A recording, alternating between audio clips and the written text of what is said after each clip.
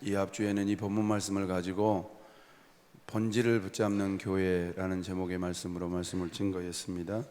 내용은 이렇습니다. 교회가 존재하는 목적이 뭐냐? 도대체 교회는 왜 이 땅에 존재해야 되는가? 두 가지 때문에 그런다 그랬는데, 우리가 처음 읽었던 마태복음 22장 37절부터 40절까지 예수님의 대명령, 하나님을 사랑하고 이웃을 사랑해라, 심지어 예수 믿는 사람들은 원수까지라도 사랑해라 라는 대명령 때문에 교회가 존재한다고 그랬습니다. 두 번째로 예수님께서 주시는 대사명, 복음전도지요. 땅끝까지 이르러 내 증인이 되라. 예수님의 증인된 삶을 살기 위해서 교회가 존재한다 그랬습니다. 그러면 교회라고 모여서 뭐 해야 되는가? 첫 번째는 이런다 그랬어요. 다 같이 보십시다. 시작. 성령 충만한 예배를 드리기 위해서 교회는 존재한다. 여러분 구조서 생각나세요? 제가 이 앞주에 예화 들었는데 허름한 구조소가 있었다고요. 사람도 별로 없었고 또 조난당하면 구출할 수 있는 그런 분들, 또 조난당했을 때 배도 몇 척 없었는데 그쪽 지역은 사고가 많이 나서 부지런히 이렇게 조난을 당한 사람들을 건져내고, 그랬더니 나중에 그 조난당한 사람들이 고마워서 후원해주고, 그래서 시설이 커지고 사람도 많아지고 장비도 좋아지고. 근데 나중에 그 조난당한 구조소에서 이제는 조난당하는 것이 목적이 아니라 친교하는 목적으로 바뀌어버린, 목적을 잃어버린 교회.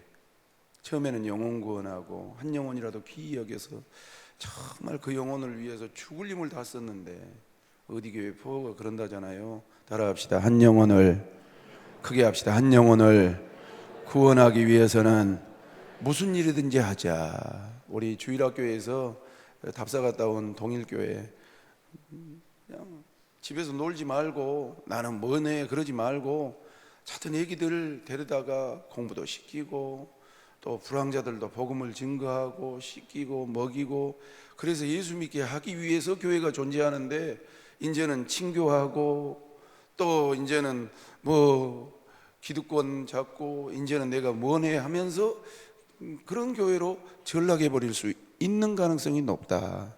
그래서 성도들이 모일 때마다 어떤 예배를 드려야 되냐면 성령 충만한 예배를 사모하고 또 그리워하면서 하나님 앞에 나아갈 때 교회로서의 본질적인 사명을 깨닫는 제단이 될 수 있다라고 말씀을 드렸습니다. 두 번째로 이것 공부했어요. 같이 보십시다. 시작. 사랑의 관계를 통한 교제를 하기 위해서 존재한다고 말씀을 드렸어요. 오늘은 세 번째로 성숙한 변화를 보도록 훈련하기 위해서 교회가 존재하는 것입니다. 1994년이죠. 얼마 안 됐어요. 7년 정도밖에 안 됐잖아요. 17년 정도, 16년 정도밖에 안 됐잖아요. 1994년 4월 루안다라고 하는 나라에 내전이 있었어요. 그러니까 민족끼리, 자기 나라끼리 싸운 거예요. 후투족과 투치족 간의 갈등이었는데 소수의 투치족이 다수의 후투족을 통치하는 구조였어요. 그러니까 숫자는 투치족이라는 족이 적었고 숫자가 많은 것은 후투족이었는데 적은 수가 많은 수를 다스리고 있었다고요.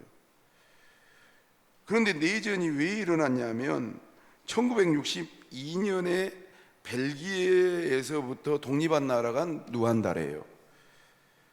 그래서 처음에는 투치족이 후투족을 다스렸는데 후투족이 투치족을 몰아내고 정권을 장악하게 됐대요. 그 이유는 무엇이었냐면 1994년 6월에 루안다의 수도였던 키칼리라는 곳에서 대통령이 탑승한 대통령기가 격추돼서 사망하는 계기가 생긴 거예요. 일이 생긴 거예요.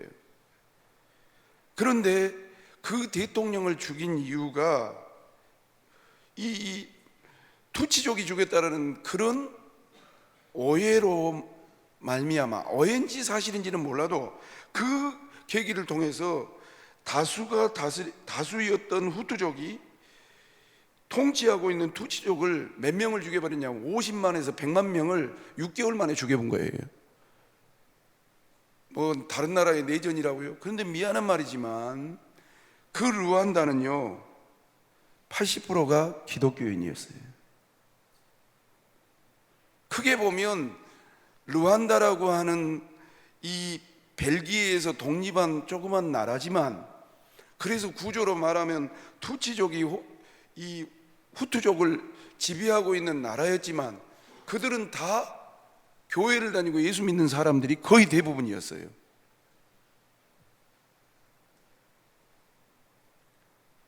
한 나라에서 50만 내지 100만 명이 죽었으니 얼마나 충격이 컸겠습니까? 그리고 내전 후에 교계의 지도자들뿐만 아니라 80%니까요 교계의 지도자들뿐만 아니라 그 나라의 지도자들이 모여서 내린 결론이 뭔지 아세요?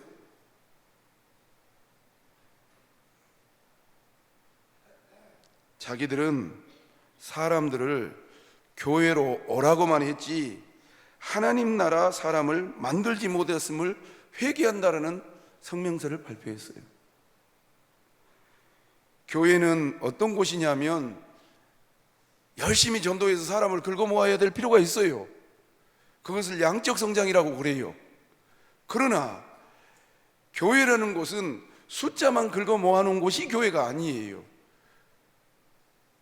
예수님의 제자들을 만드는 곳이 교회여야 된다는 사실을 명심 또 명심하시기를 주님의 이름으로 축원합니다.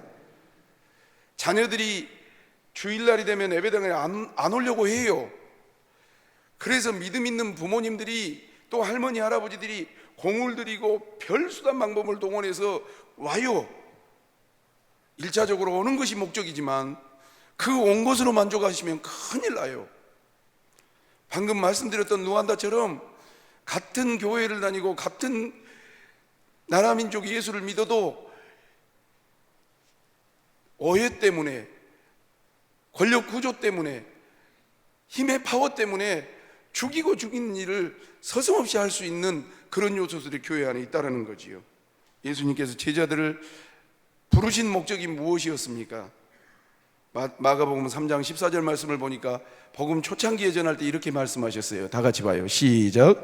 이에 12를 세우셨으니 이는 자기와 함께 있게 하시고 또 보내사 전도도 하며.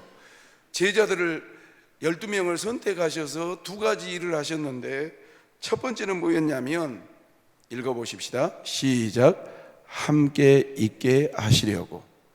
저 이 말씀 준비하면서 처음에는 설교문으로 적었다고요.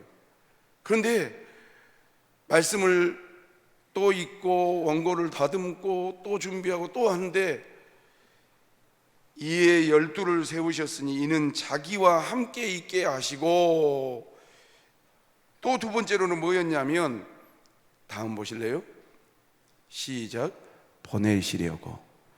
그러니까 1번이 함께 있게 하는 것이고요, 2번이 보내시는 거예요. 때가 되면. 이것은 담임 목사에게도 적용이 되고요, 또 지도자들에게도 적용이 되고요, 구역장 권찰들에게도 적용이 되고요, 교사들에게도 적용이 되고요, 부모님들에게도 적용이 되고요. 함께 있게 하시려고. 예수님의 제자를 만드는데 첫 번째는 뭘 가르치는 것이 아니라 함께 있어야 된다는 사실이에요. 우리 자녀들의 책임은 누구 책임이냐면 내 책임이에요. 부모 책임이에요.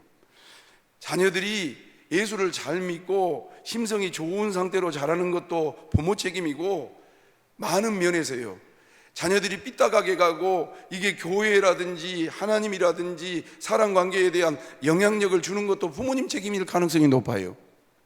교회도 마찬가지예요. 참아야 되는데 참지 아니하고 터뜨리고요, 터뜨려야 되는데 가르쳐야 되는데 참아버리면 교회가 언밸런스가 되고 건강하지를 못하는 거예요.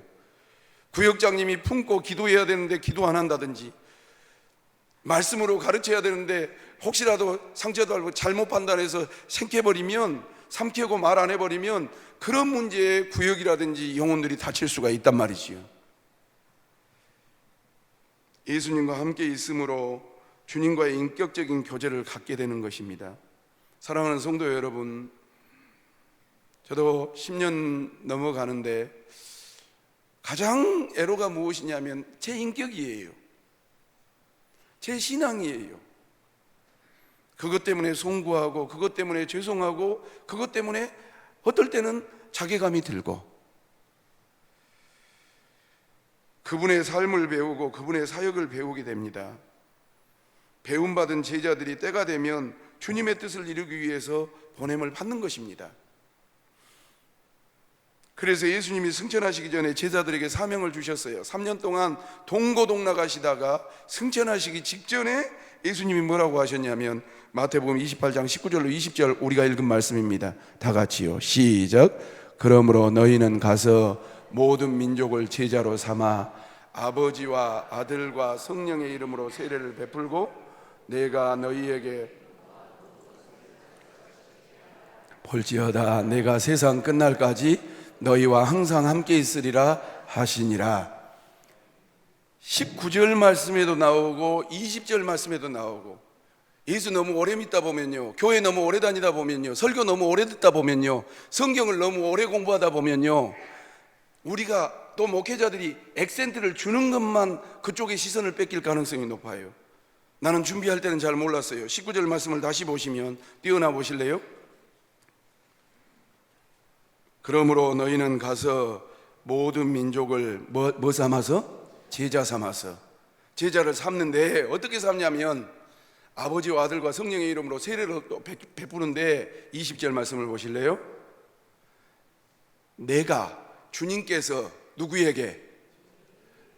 12제자뿐만 아니라 지금 우리 성도들에게, 교회를 30년 다니고 40년 다니고 50년 다니고 60년 다니고 70년 다니고 몇 대째를 믿었는데도 내가 너희에게, 주님이 나에게 주신 것이 없는, 주님이 분부한 것을 알지 못하는 성도로 산다면, 미안한 말이지만 교인은 될지 몰라도 제자는 될 수 없다는 사실을 저는 본문을 통해서 깨달은 거예요. 사랑하는 성도 여러분, 주님의 마음을 얼마나 아십니까? 주님의 가르침에 대해서 얼마나 이해하십니까? 주님이 행하셨던 일들을 나에게 얼마나 이렇게 감동되어서 그 예수님의 행적을 실천하고 사십니까?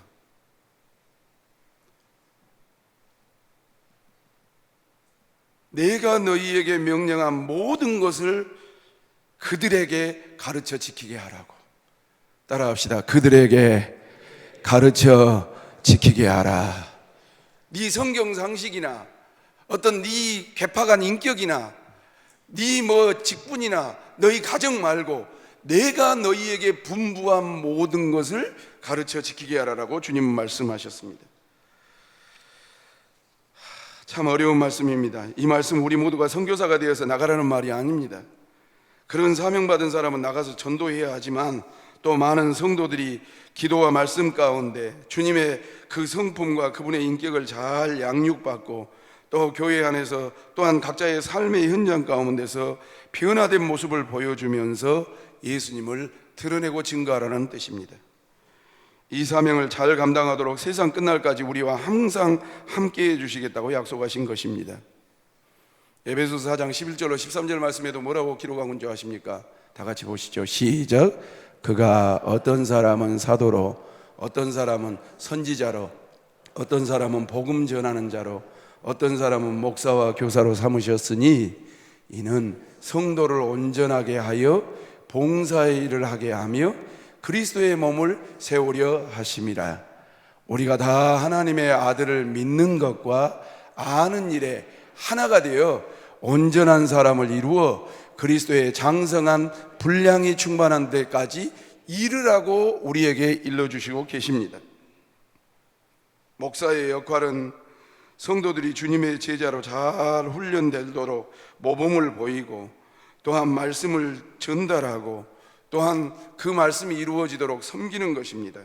그럴 때 주님의 교회가 든든히 세워지고, 그럴 때 섬기는 자들이 성숙한 것입니다. 예수님의 제자라면, 교인 말고 예수님의 제자라면 예수님께서 행하셨고 예수님께서 평상시에 품으셨고 예수님께서 가르쳐 주신 말씀들이 우리 가운데 잘 녹아들어져서 우리의 언행심사 모든 인격과 삶을 통해서 여러분 흘러나갈 수 있는 우리 모두가 될 수 있기를 위하여 2020년에도 몸부림치시기를 주님의 이름으로 축원합니다.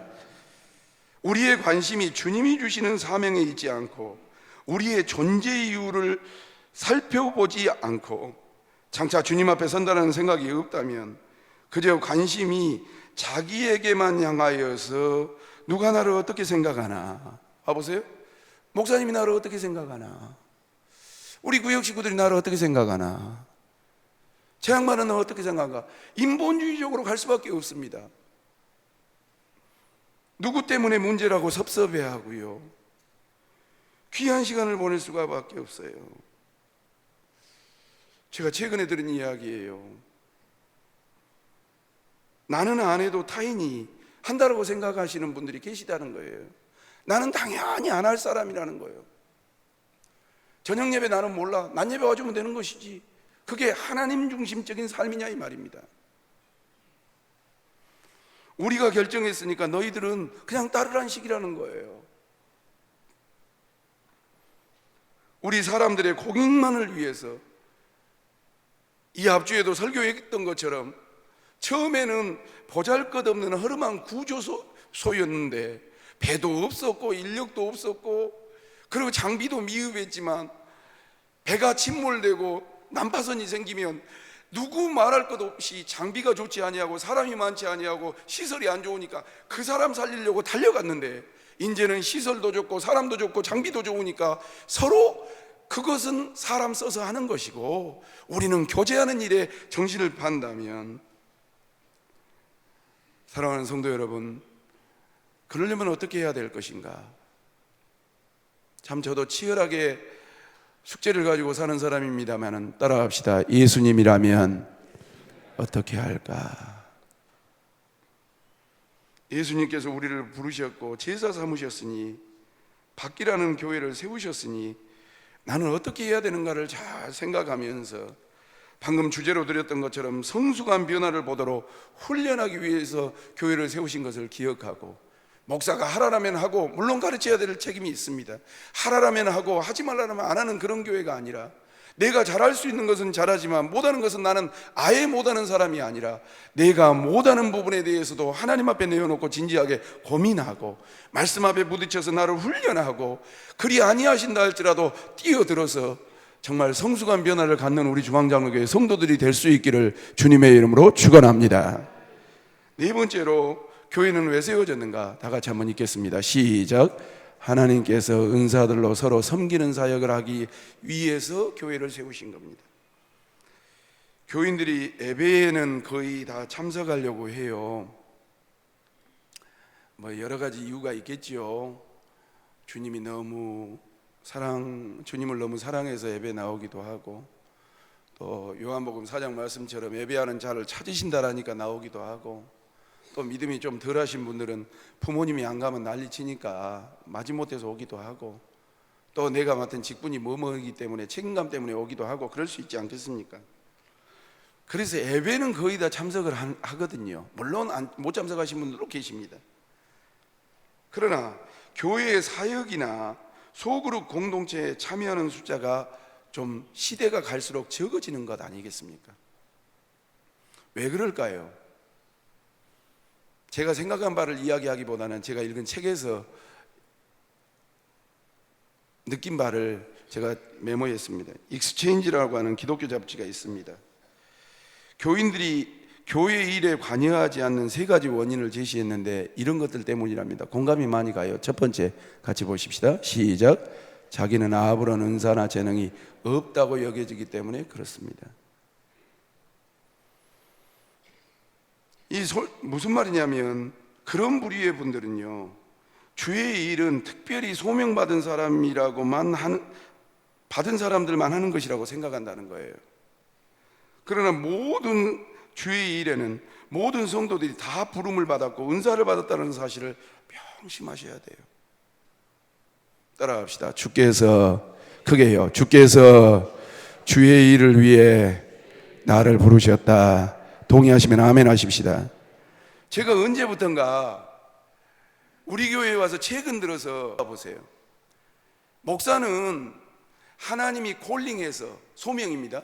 주신 사명, 이 목회지를 위해서 생명을 바치라고 가르치고 또 그것 때문에 세상 것을 포기하고 여기에 전무하는 겁니다. 그걸 못하면 양심의 가책이 되고 그것이 걸림이 되면 찔림이 있어요. 소명과 사명에 몸부림을 쳐요. 그런데 목회지를 목사님이 안 하고 이게 낚시나 하고 있다든지 어디 사업이나 하고 있다든지 어디 딴짓하고 있으면 그거 죄지요. 근데 성도들의 차이는 무엇이냐면 성도들은 소명을 받았습니다. 그리고 각자에게 주신 은사를 통해서 사명도 있어요. 그런데 한 가지 더가 있는데 그것이 무엇이냐면 먹고 사는 문제에 있어서만큼은 차등 무엇인가는 해야 먹고 살더라 이 말입니다. 우리 교인들 접하면서 내가 그런 이야기를 들어요. 목사님 뭐라도 해야 먹고 살지요. 새끼들 가르칠 것 아닙니까? 그런데 직업으로 따져보면, 직업은 아닙니다만 직업으로 따져보면 목사가 어디 가서 수박을 팔겠습니까? 아니면 뭐 기술을 배워가지고 자동차를 고치겠습니까? 그러면 이중직이라고 걸리거든요. 그런데 성도들은 뭐라도 해요. 최근 들어서 내가 그런 생각을 갖습니다. 목회자로서 부름받아서 어렸을 때부터 쭉 훈련을 받아고 나는 이 길로 최선을 다하고 많이 주든지 적게 주든지 그렇게 해서 생활을 해왔는데 성도들이 세상을 사는 것을 보니까 참 고생들도 많이 하신다. 하나님의 은혜 받아서 또 이렇게 나름대로 크든지 적든지 전무하지는 않지만 여전도회로, 식당으로, 차량으로, 교사로, 성가대로. 그런데 차이가 무엇이냐면 교인들은 세상 직업을 가질 때 이것이 안 되면 먹고 살아야 되니까 다른 직업도 하고 이것이 안 되면 또 다른 직업도 하고 안 해봤지만 또 다른 어색한 일도 해가면서 삶을 영위하는 것을 보았습니다. 그런 면에서 본다면 여러분 먹고 사는 문제를 위해서는 생존을 위해서는 뭐라도 해야 먹고 사니까 있는 재능 없는 재능 서툴든지 능수가든지 잘하든지 못하든지 그 실력을 발휘해야 되는데 교회만 왔다라면 뭘 하냐면 나는 못하는 사람이라고 딱 치부합니다. 생존의 문제가 대단히 큽니다. 그러나 사랑하는 성도 여러분, 주의 몸된 교회를 받드는 것은 아까 읽었던 것처럼 어떤 은사든지 하나님이 주신 것을 기억하고 여러분들이 세상에서 먹고 살기 위해서 자식들 키우기 위해서 뭐라도 한 것처럼 주의 몸된 교회에서도 나에게 주신 은사를 가지고 헌신할 수 있는, 몸을 드린다, 모든 것을 쏟아붓는다는 의미에서 헌신할 수 있는 우리 모두가 될 수 있기를 주님의 이름으로 축원합니다. 두 번째로 왜 봉사를 안 하는가 했더니 베드로전서 4장 10절 말씀을 볼까요? 자 봅시다. 시작. 각각 은사를 받은 대로 하나님의 여러 가지 은혜를 맡은 청지기 같이 서로 뭐 하라고요? 봉사하라. 그래 놨습니다. 두 번째로 왜 교인들이 봉사 안 하는가, 섬기지 않는가 보니까 이런답니다. 시작. 교회에서 상처를 받았기 때문에 그런다는 거예요. 교회 생활하면서 교회에서나 지도자들에게 또 멤버들끼리 받은 상처가 아직 치유되지 않았기 때문에 사역이나 봉사에 참여하기를 주저한다는 거지요. 물론 교회라는 대전제를 신학적으로 말할 때 불완전한 존재, 불특등 다수가 공존하는 곳이 교회라고 합니다. 예수 믿어서 교회 공동체로 모이는 곳이 교회지요. 그런 모순됨 속에서 지속적인 관심과 긍휼을 베풀어서 그분들이 회복되도록 도와야 됩니다. 성도 여러분, 참 귀한 분들이에요. 교인들이. 옆 사람하고 좀 쳐다보십시다. 당신은 참 귀한 분입니다. 한번 좀 해서요. 시작. 당신은 왜 안 하셔요? 귀하단 말도 못해요. 귀한 분들이에요. 참 우리 교인들은요, 내가 팔불출이 됐는가, 참 열심히 사시는 분들이 대다수예요. 대다수예요. 그리고 또 교회 공동체 와서 애지간한 분들은 다 일하세요.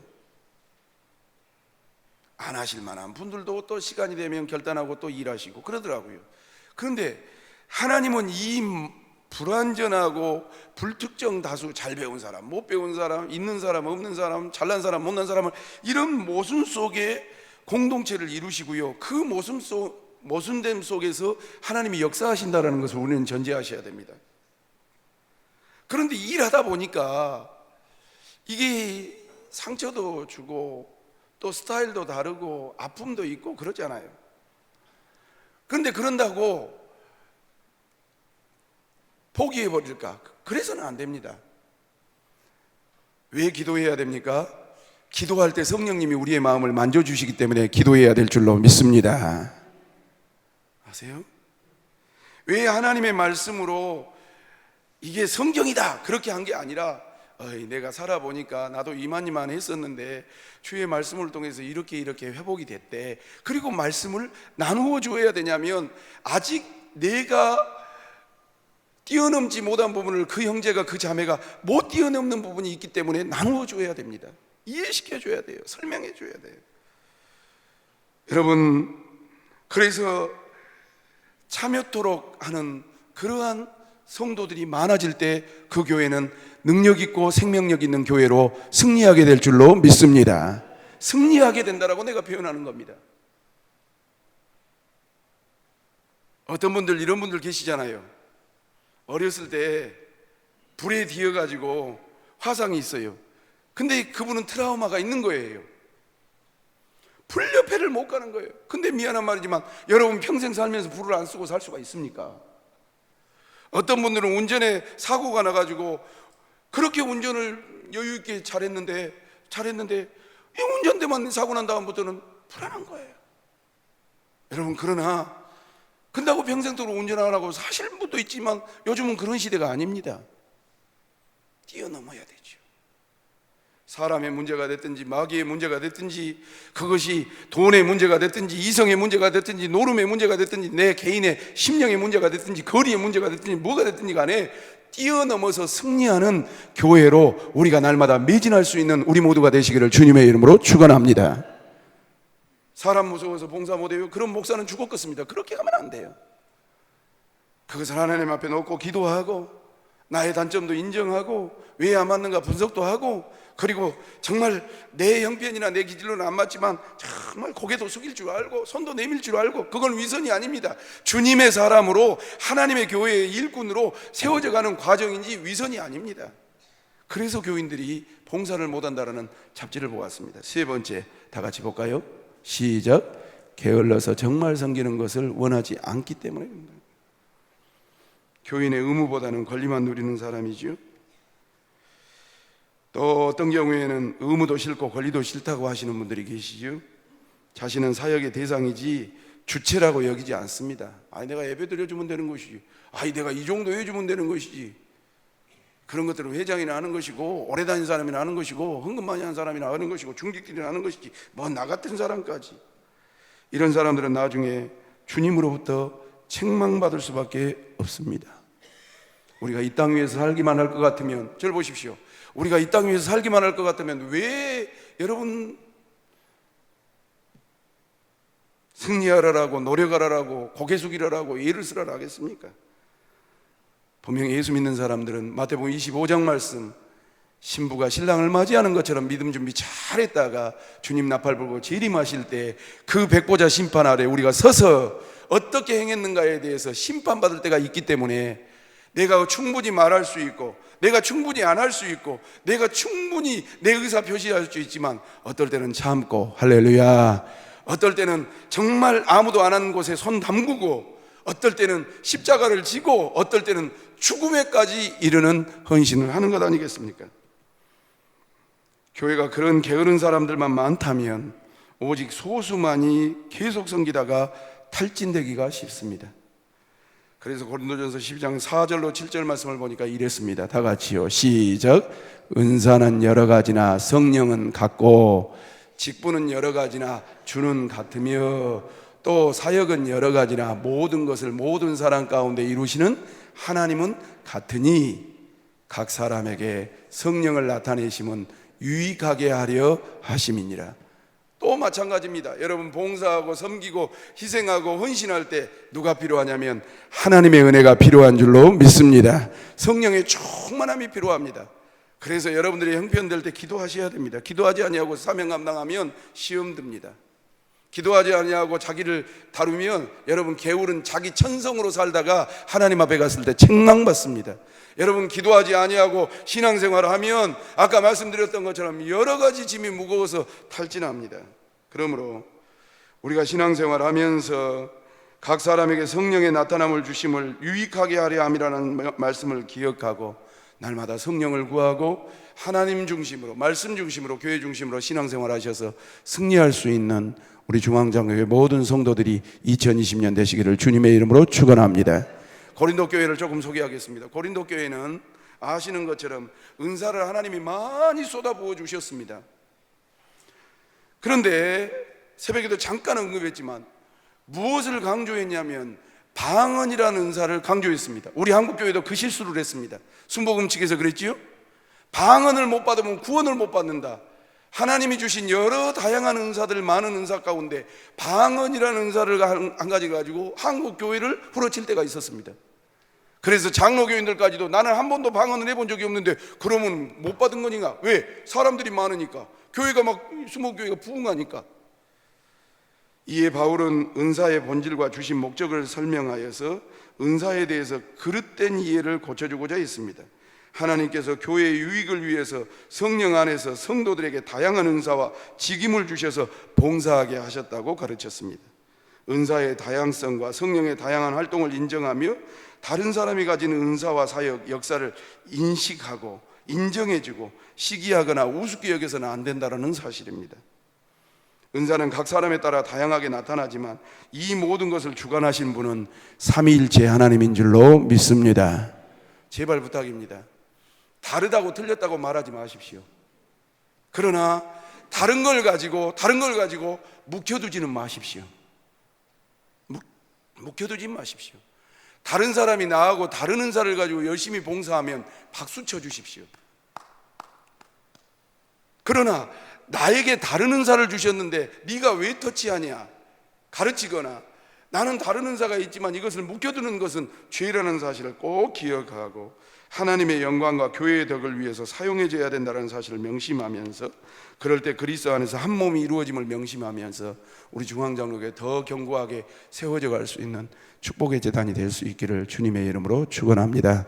마지막 5번째 다 같이 읽겠습니다. 시작. 성령의 인도하심 아래 교회를 세우셨습니다. 사도행전 1장 8절 오직 성령이 너희에게 임하시면 너희가 뭘 받고? 권능을 받고 예루살렘과 온 유대와 사마리아와 땅끝까지 이르러 내 증인이 되리라 하시니라. 제 자신에게 물어봤습니다. 설교 준비하면서 너는 여전히 전도에 대한 설교를 하면 설레임이 있느냐? 여러분 물어보십시다. 일부 예배 때도 설찬이 많이 늘었습니다. 여러분들이 보시면 알 거 아닙니까? 그런데 여러분들에게 부탁합니다. 여러분 숫자로 만족하지 말고 더 많은 상처받은 영혼들이 이 제단을 향해서 들어올 수 있도록, 들어와서 하나님의 사람 예수님의 제자가 될 수 있도록 설레이는 마음으로 기도하시기를 주님의 이름으로 축원합니다. 교인들 가운데 교회 지역이 좀 멀어지는 교인들이 있습니다. 예를 들면 신도시 가정께서 저기 광주대학교 요천지구라든지 저기 본촌동 이 뭡니까 첨단 2지구 저 비야. 왜냐하면 어치동은 개발을 안 하는데 교인들이 한 집에서 살다가 너무 막 20년 30년 사니까 조금 분위기도 바꾸고 싶은 생각이 든다고 생각합니다. 저는 뭐 율법적으로 교회 중심으로 와서 이사해라 그렇게 생각하지 않습니다. 그러나 여전히 내가 분명한 것은 주일 밤에도 말씀드렸지만 교회는 어떻게 받들어야 되냐면 따라합시다. 내 교회, 우리 교회, 하나님의 교회입니다. 아멘입니까? 하나님께서 특별한 계기를 주시지 않는 한 여러분 이 제단은 내 교회입니다. 하나님이 나를 이곳에 보내주신 겁니다. 아멘입니까? 여러분 마태복음 말씀에 보면 머리털 하나 떨어지는 것까지 누구의 허락이 있어야 된다고요? 하나님의 허락이 있어야 되고 참새가 날다가 떨어지는 것도 누구의 허락이 있어야 된다고요? 하나님의 허락이 있어야 됩니다. 하물며 한 사람이 인격을 가지고 신앙을 가지고 교회를 정해서 여기에서 뿌리 내려서 목사가 되고 헌신하고 봉사하고 헌금하고 희생했는데 그것이 우연이 됐겠냐 이 말입니다. 그렇다면 내가 어디에 떨쳐 있든지 간에 나는 무엇이 되어야 되냐면 복음의 증인이 되어야 될 줄로 믿습니다. 우리 교회에 베푸신 하나님을 내가 만나야 되고요, 이야기할 줄 알아야 되지요. 예수님이 이방 땅인 거라사 지역에 가셨을 때입니다. 거기서 군대 귀신 들린 청년을 고쳐주었습니다. 잘 들어보십시오. 예수님께서 이방 땅이었던 거라사 지방에 가셨습니다. 거기서 군대 귀신, 마귀도 대마귀거든, 이게 한두 마리가 아니라 때로 들어가 있는 그런 귀신이 들린 청년을 만났습니다. 그 청년이 예수님과 함께 가려고 하자 예수님께서 그 집에다가 뭐라고 그러셨냐면, 마태복음 5장 19절 말씀 보십시다. 다 같이요. 시작. 허락하지 아니하시고 그에게 이르시되 집으로 돌아가 주께서 내게 어떻게 큰 일을 행하사 너를 불쌍히 여기신 것을 내 가족에게 알리라 하셨습니다. 군대 귀신이 들려가지고 제정신으로 못 살다가, 잘 들으십시오, 제정신으로 못 살다가 맨날 마귀에게 끌려다니고 정말로 미친 짓을 하고 돌아다녔던 사람이 예수님을 만나서 고침을 받았습니다. 너무 좋아서 예수님을 따라다니려고 했더니, 제자가 되려고 했더니 예수님이 허락하지 아니하시고 그에게 이르시되 집으로 돌아가서 주께서 네게 어떻게 큰 일을 행하셨는가, 너를 불쌍히 여기신 것을 누구에게? 네 가족에게 알리라고 말씀하셨습니다. 나중에 예수님께서 데가볼리 지역에 가셨을 때 예수님의 말씀을 들으려고 4,000명이나 넘는 사람들이 막 몰려들었습니다. 여러분, 우리 교회 1,000명 정도 예배드립니다. 그런데 그것의 4배 숫자가 몰려들었습니다. 이방인인 이들이 어떻게 예수님을 알게 되었을까요? 귀신 들렸던 그 청년이요, 자기에게 어떻게 행하셨는지를 열심히 말한 겁니다. 나는 이 대목에서 오늘 새벽에도 말씀드렸지만, 이념적인 신앙, 관념적인 신앙, 습관적인 신앙에서 벗어나서 여러분들을 만나주신 그 하나님, 오늘도 나에게 찾아오신 그 하나님을 이야기할 수 있는 그러한 믿음의 간증이 있으시기를 주님의 이름으로 축원합니다. 나를 변화시키신 주님은 어떤 분이었는가? 나는 어떤 사람이었는가? 주님을 만나니까 내가 어떤 변화가 나타났는가? 생각해보면 지금도 죄송하고 송구하고, 그 청년은 전도에 대한 특별 교육을 받지 아니했습니다. 자기를 흉악한 귀신에게서 자유케 하신 주님의 은혜가 너무나도 크고 놀라웠기에 자기에게 일어난 일을 그대로 전했을 뿐입니다. 방금 말씀드렸던 것처럼 신앙생활을 하면서 성경 공부 많이 하셨습니까? 그래도 성경에 논리가 생기던가요? 누구누구 간증집 보고 누구누구 설교집 보니까 여러분, 그것이 여러분들에게 감동이 돼서 이론적이고 사상적이고 철학적인 신앙으로 바뀌셨습니까? 아니요. 그 군대 귀신 들렸던 청년은 무엇을 이야기했냐면, 따라합시다. 크게 합시다. 나는 귀신이 들렸던 사람입니다. 그런데 따라합시다. 나는 예수님을 만났습니다. 따라합시다. 그런데 나는 예수님께서 고쳐주셔서 정상이 되었습니다. 그 예수님 좀 만나보라고 할 때 그 집으로 돌아갔던 사람들이, 한 사람이 4,000명을 끌고 오는 놀라운 역사가 일어났다는 사실입니다. 예수님이 승천하시면 제자들에게 증인이 되라고 말씀하셨습니다. 증인이 되는 것을 우리는 전도 또는 선교한다고 말합니다. 하나님이 전도자로 선교사로 부른 자들이면 삶의 현장에서 전도를, 선교의 현장에서 선교를 가되, 그것은 이론을 말하고 사상을 말하고 설교를 하고 철학을 말하고 관념을 이야기하는 것이 아니라, 내가 만난 예수님, 그 만나셨을 때 나에게 찾아온 변화, 그 예수님이 나에게 어떤 분인가를 이야기하면, 여러분 각자의 삶의 자리에서 그 증인된 삶을 살면, 여러분 그 증인의 고백이 많은 사람들의 심령을 울려서 하나님의 놀라운 역사의 부흥의 주역이 되게 해주실 줄로 믿습니다. 언제부터 내가 만난 예수님이 없어졌냐 이 말입니다. 성경 지식이 붙고 누구누구 목사님에게 들어보고 어디 가서 무엇을 보았더니 예수님은 빠져버리고 사람 중심으로, 프로그램 중심으로, 책 중심으로 신앙이 바뀌어버렸냐 이 말입니다. 그리스도의 증인이 되려면 나는 주님의 증인이라는 정체성을 가질 뿐만 아니라 효율적으로 쓰임받도록 하나님의 때를 기다리면서 그 은혜를 회복하고 그 은혜를 증거하고 심하다 때마다 그 은혜를 나눌 때 가능한 것입니다. 성령 충만함을 받으면 방언, 능력 행함, 기도, 예언 등의 현상을 기대하지만 가장 큰 특징은 성령이 시키는 대로 행하는 것입니다. 성령의 인도와 가르침에 따라서 사는 것이 성령 충만한 삶입니다. 성령의 임재가 나타나자 120명의 성도들이 압도되어서 그들은 길거리로 뛰쳐나와서 자기들도 알지 못하는 각국 언어로 일제히 방언을 말하기 시작했습니다. 때마침 오순절을 맞이해서 전 세계에 모여든 유대인들이 이들의 방언을 듣게 되었습니다. 그러면서 가족들, 이웃들 그 시대에 충격을 주었습니다. 이분들에게 방언을 가르치지 않았는데, 이분들이 무지한데 이분들이 어떻게 이런 일을 행할 수 있냐고 충격을 주었습니다. 120명이었지만 그들이 그 시대의 정신이 되었고 그들이 정말로 폭발적인 역사를 내자 문화가 되었음을 기억할 수 있으시기를 바랍니다. 본질에 충실하며 사랑하며 섬기는 교회가 되려면 교인들이 성경적인 교회의 특성을 알아야 됩니다. 교회는 세상과 구별되되 격리되지 않아야 되며, 따라합시다. 세상과 크게요, 구별되되 격리되지 않아야 되고, 여러분 울타리를 허물되 세소가 되지 않아야 됩니다. 이 얼마나 어려운 이야기인 줄 아십니까?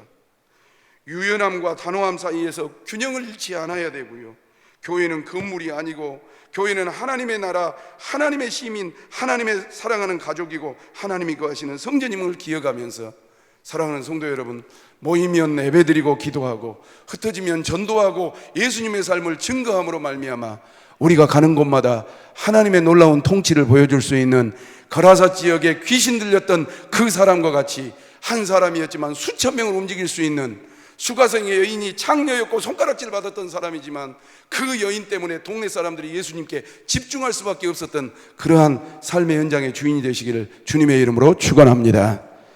우리는 제자입니다. 우리는 사명자입니다. 우리는 증인입니다. 우리는 모두 성령의 능력으로 부르심에 합당한 삶을 살라라고 부르심을 받는 교인들입니다. 신앙의 본질을 붙잡고 하나님이 세우신 목적이 이끌리는 삶을 살 때 신앙생활에 활기가 있을 것입니다. 열매가 있고 능력이 나타날 것입니다. 교우들의 발걸음이 닿는 곳마다 치유와 회복과 화합, 그리고 하나님의 영광이 드러나게 될 줄로 믿습니다. 이런 모든 것들을 다 말씀으로 극복하시고 사랑하고 섬겨서 우리 중앙장로교회를 통하여 하나님의 놀라우신 위대함이 만방에 증거될 수 있는 축복의 도구들이 되시기를 주 예수님의 이름으로 축원합니다. 기도하겠습니다. 하나님 아버지, 말씀 주셔서 감사합니다. 전하는 종도, 듣는 성도들도 귀로만 듣고 끝내는 것이 아니라 본질을 붙잡고 사랑하며 섬겨서 하나님이 이 시대에 놀라운 시대 정신으로 쓰임받을 수 있는 능력 있는 제단 될 수 있도록 주님 인도하여 주옵소서. 예수님 거룩하신 이름으로 기도 올리옵나이다. 아멘.